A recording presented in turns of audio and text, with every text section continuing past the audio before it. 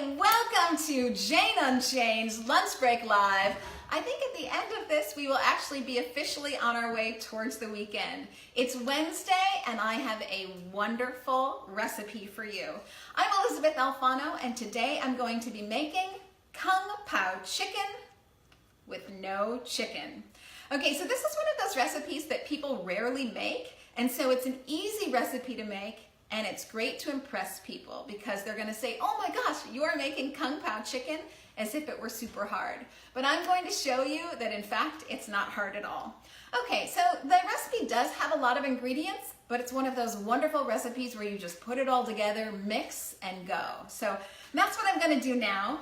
This is gonna shortly be up on Jane Unchained with all the exact measurements. So you can get them there, no problem, or of course my website, elisabethalfano.com. So, like I said, lots of ingredients, but nothing too fancy. So I start with rice wine vinegar and some soy sauce. This is an Asian recipe after all, so you probably guessed it, that we were gonna have some soy sauce. I like things salty, so I always go extra on the soy sauce. But of course, like all my recipes, you do this to your taste. So I'm gonna add a little bit more soy for me, which is good. And, okay. No, actually I need a tablespoon of soy sauce here, so that works out well. And then I'm gonna add a little bit of cornstarch. So what I'm doing now is I'm making the thickening agent, and I'm going to marinate my non-chicken chicken in it so that we can kind of get it crispy on the outside when we go to cook it. So cornstarch, it's one of those things that people say, cornstarch, huh, what's that? But you probably already have it in your kitchen and you don't even know it. So it's a very handy thing to have, by the way. So I'm just going to mix these three things, soy sauce, cornstarch, and rice wine vinegar. And I'll mix it all up in total. I don't know if you can see me mixing there. Not a whole heck of a lot of juice, but it doesn't take much, actually. So I'm just making sure that all the cornstarch, because that's really the thickening agent of everything, I'm just making sure that the cornstarch really dissolves. So I want to, you can hear my spoon hitting the bottom of the bowl because I really want to make sure it dissolves. Okay, we should be good there. So now I go to really the star of the recipe, Upton's Naturals. I love you, based in Chicago. They are headed up by Vice President Nicole Subko and the CEO and founder Daniel Gluckman. Sorry about that, Daniel Gluckman, and they're just wonderful. I've interviewed them for WGN Radio, and they're going to shortly be here on Jane Unchained. They're wonderful people, and they started the Upton's Naturals. They started with seitan. So seitan, as you may or may not know, is really the heart of the wheat. So they've taken the heart of it and they've gotten all the protein for you. So just to give you a sense, this little packet, 60 grams of protein. So for all those people who say that vegans never get protein, you can just hold up a package of Upton's Naturals and say, actually, I'm here to prove you wrong. So this, I find, seitan is a wonderful ingredient to cook with because it really does mimic the taste and, well, it mimics the texture of meat, and then you can make it taste any way you'd like. So it's a very neutral platform to spice things up. And really, when you think about it, meat is all about spices. So you can, you know, like today I'm going to do Asian spices, but you can really do whatever you'd like. Okay, you can see my scissors are giving me trouble. Usually, and I will stick to this even now, even though my scissors are giving me trouble, I love to have scissors in the kitchen because sometimes using a knife and chopping and dicing and splicing takes just too long, and so it's wonderful to have access to something chunky like seitan and not have to futz with a knife and just be able to cut it. So what you want to do when you finally have your seitan out is, no rhyme or reason to here, I'll say give or take about half an inch to an inch cubed, but sometimes it'll kind of break apart big like this, and I'll just take my scissors, and because I don't need it to be, I want to make sure you guys can all see this, because I don't need it to be perfect in shape, in fact, specifically, I like it to be varied in shape, scissors are great for this.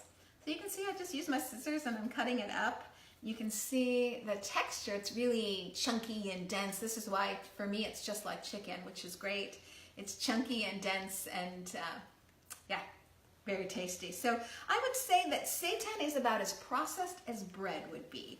So, you know, you're just kind of taking out the whole, the center of it, really, and you're breaking it apart just like they do when they make bread. So, okay.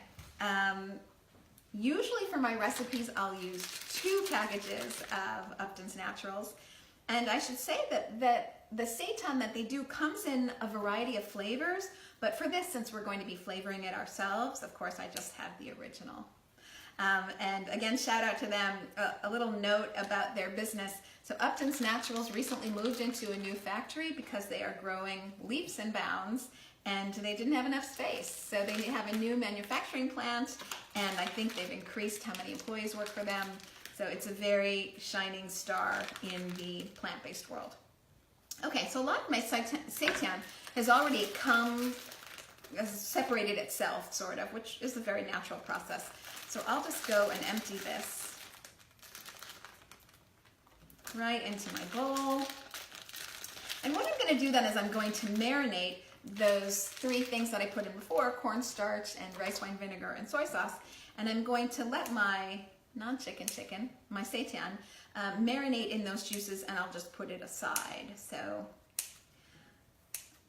you know, I mentioned that this is a great recipe to wow your friends, but it's also wonderful just to feed families because it actually is pretty quick and it's pretty simple. You can see I'm just taking our sauce and covering my seitan chicken with it. I'll do this a couple times. I'll do this a couple times until it's really fully coated. And I do want it to be fully coated. So everything's starting to get brown. You can see that soy sauce covering everything. For those of you who like your recipes salty, usually you can always find me adding salt to things, but because of the soy sauce in this recipe, I don't add any salt. This is a no salt, no pepper recipe, but we do get into spicy peppers. So I like to make my Kung Pao Chick'n very spicy. We should be good there.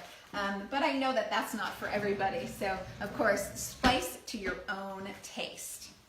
Okay, so thanks Upton Naturals for that. So I'm going to set this aside and we'll come back to it. Now I'm going to make a sauce because once I decide to put the seitan into my wok and heat it, I'm going to want to cover it in a nice thick sauce. So now I'm going to start on my sauce. If you have something called black vinegar, which maybe nobody has, you can easily replace it with balsamic vinegar. So I'm going to start out with some balsamic vinegar and sesame oil. Now, I always vary the oil on my recipes because I find they always have too much oil, and you can always cut back on the oil. So in the recipe that I put online later on Jane Unchained and also on my own website, ElysabethAlfano.com, I've already gone light on the oil. Now, if you are someone who feels like you want more oil, you can always add that.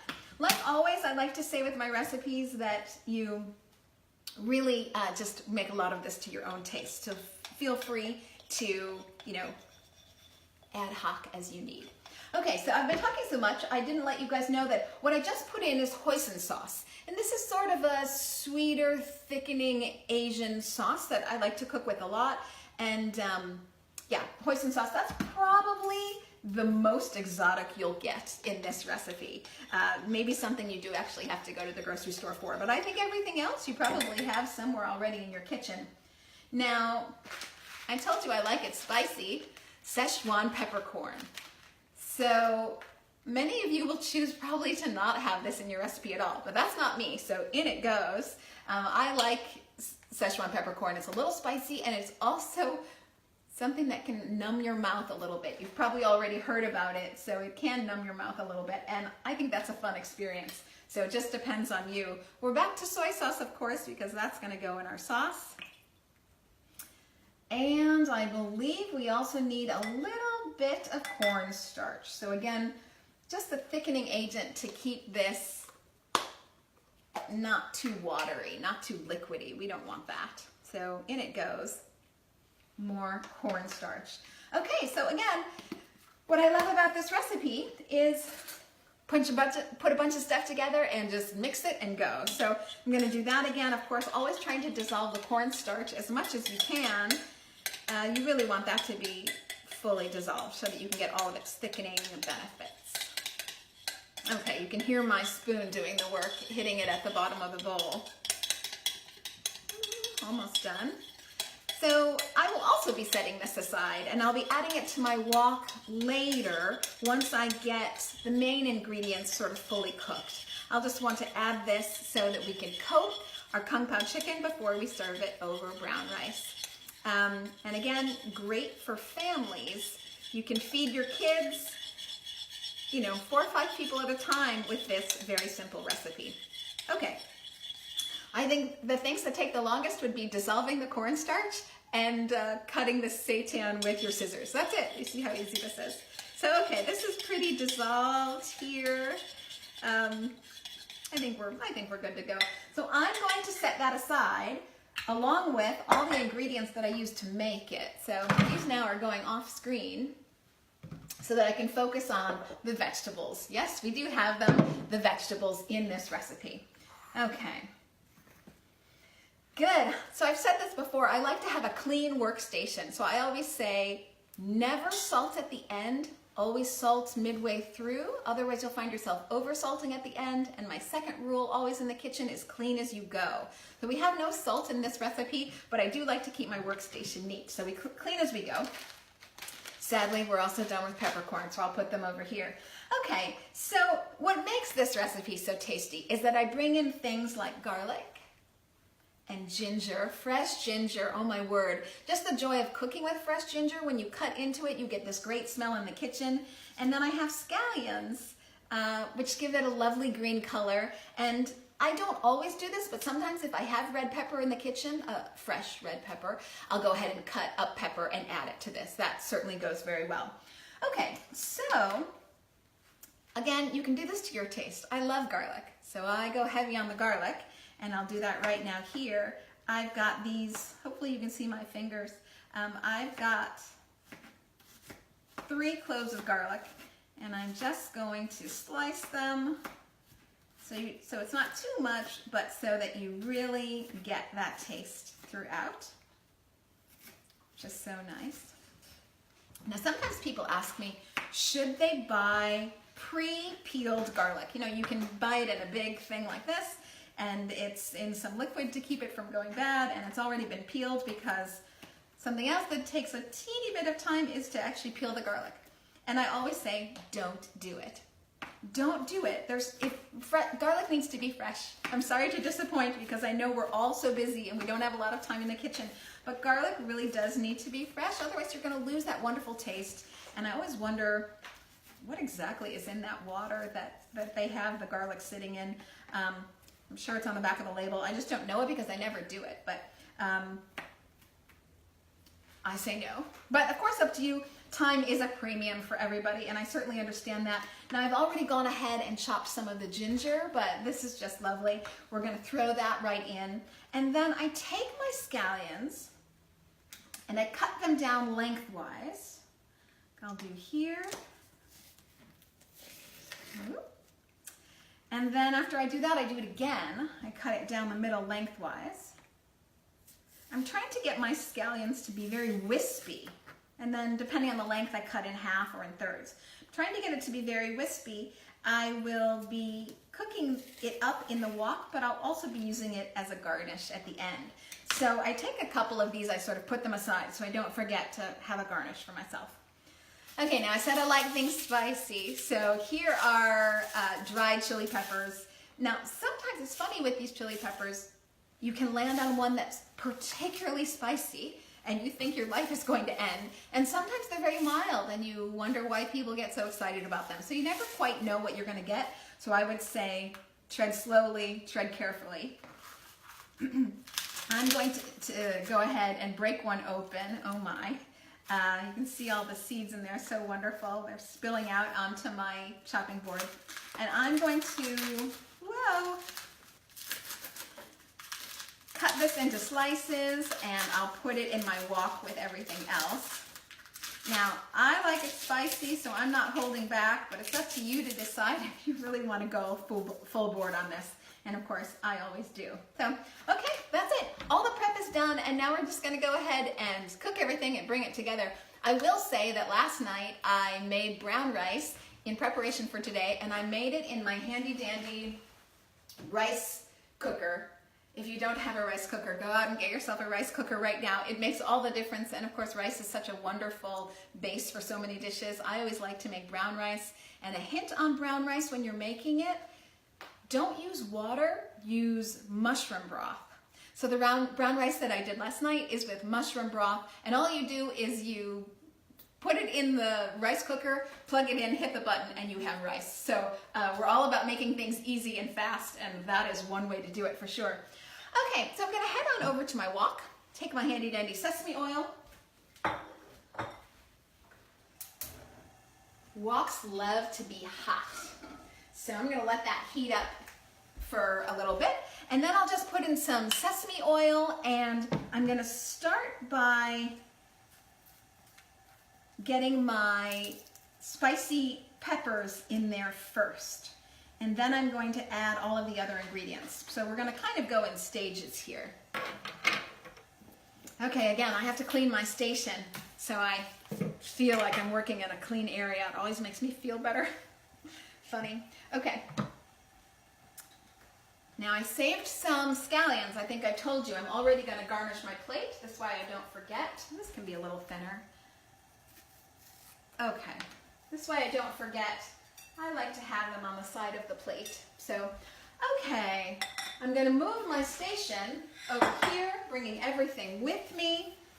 Is there anything I've forgotten? Okay, so these guys go in next. Okay, by now my wok is hot. So, in fact, I can see it steaming.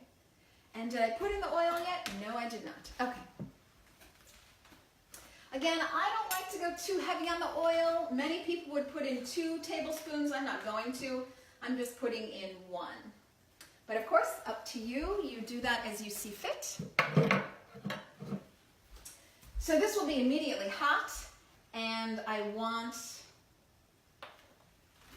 my dried peppers to go in first. Ooh. I don't know if you can hear, because I'm a little bit over here, I don't know if you can hear the sizzle, but it sure is fun. Now, don't let this sizzle for too long or it'll make a lot of smoke, which I don't want to do. So I'm going to immediately add in my marinated, now you hear it. Oh, I think I have a question. Okay, I'm coming back. Once I'm done with this, I'm going to answer that question. Okay, Jackson, can you hear that sizzle? What's my question? Anne-Marie Norton-Kessler would like to know if tofu would be good in this recipe as well. Oh, I love that question, tofu. Okay, Anne-Marie, I'm going to answer that in just a second. I've got something immediate going on for the moment. Okay, so I've got my sauce. I'm going to add that as well, right in there. Okay, now it's a little less sizzling, and so I can answer Anne-Marie. Yes, back on camera. Yes, absolutely, tofu is wonderful. And I'll tell you a tip that I do about tofu is I freeze it. I freeze tofu first, and I like the texture so much more. So I freeze it overnight, and then I thaw it the next day, and it's got a spongy texture, and then I can go ahead and put it in the wok with a little bit of soy sauce, or I can air fry it, and it comes up really nice and spongy like I like it. So yes, if you didn't have access to seitan, you could do tofu with this. You can do tofu with everything. That's why I love tofu. Okay, so I'll just show you, no magic to this. I just want you to be able to see what I'm doing. So I've got all my juices going here, and I'm about to add my vegetables. Okay. Great here. So now I'm going to add ginger in, and garlic, and my scallions, which are so great, and just mix it around. So really, this is a very easy recipe. Now I'm just going to mix things around, which is just great. So I'm letting it cook a little bit more. Sometimes you can let the seitan go for 2 or 3 minutes, but again, I have to clean my station because I just feel better about it that way. So you can let the seitan cook for a little bit longer, or you can kind of mix them in all together. It just depends on your time schedule. If you've got the time to really watch every step, go ahead. But this is a forgiving recipe, so if you need to just rush, throw it all together, stir it up, and move on, you can do that too. Okay, so it's still sizzling over here. Want to make sure I mix in thoroughly all of my ginger, garlic, and scallions. And again, you can add fresh red pepper if you need to. It does give a hint of color. And we do eat with our eyes, so I always think a bit of color is nice, which is why I like the green scallions so much. I'm going to give you a shot again for the camera so you can see what's going on in my wok. You see how pretty this is with the green scallions in it, so I really like that. I think this is a very pretty dish. Okay, we're heating up. So I guess at this point it would be up to you to taste if you want it spicier, or if you somehow need more salt in yours or something. Now would be the perfect time to taste that if it's not too hot. But otherwise, our dish is really ready. That's the thing, it's very quick. So I'm going to go ahead and go into my rice cooker. Serve myself some brown rice that I made with mushroom broth, which is so wonderful. I'll just go ahead, and it's still warm from last night, really. I left it out overnight, so it's kind of room temperature rice, which is wonderful. I'm going to go ahead and give myself a big serving of this. So I like brown rice. I love the health benefits. I love the taste with the mushroom broth. So I never hold back. But other than that, I'm going to turn off my stove, and I'm going to serve myself, oh, yummy, yummy, some very spicy garlic, scallions, ginger, Kung Pao seitan. And as Anne-Marie asked, could it be Kung Pao tofu? And it sure could. So just want to show you this before I plate it. And again, if you wanted to, you could absolutely have red pepper. But there you have it. It's really just not a hard recipe. Wow your friends and your family. Oh my gosh. Get this all straightened out. Oh, how pretty. I just think it's pretty. I just think it's a pretty dish. So there you have it, people. Kung Pao, not chicken, chicken. It's a very simple recipe and super tasty and very delicious. I would say I probably served myself, I gave myself a big serving, so I served myself half. So just in the seitan alone, this dish has 30 grams of protein, which is pretty amazing, and I'm not even including in that the brown rice and the other things. So just the seitan alone, this is a wonderful recipe for those of you looking to get some protein. Okay, as promised, now that this is over, we are into the weekend. We have passed the middle hump, and it's on to the weekend from here. I want to thank everybody for watching, and thank you, Jane. Jane Unchained, live right here. I'm Elysabeth Alfano, and this has been Lunch Break Live, Kung Pao Non-Chicken Chicken.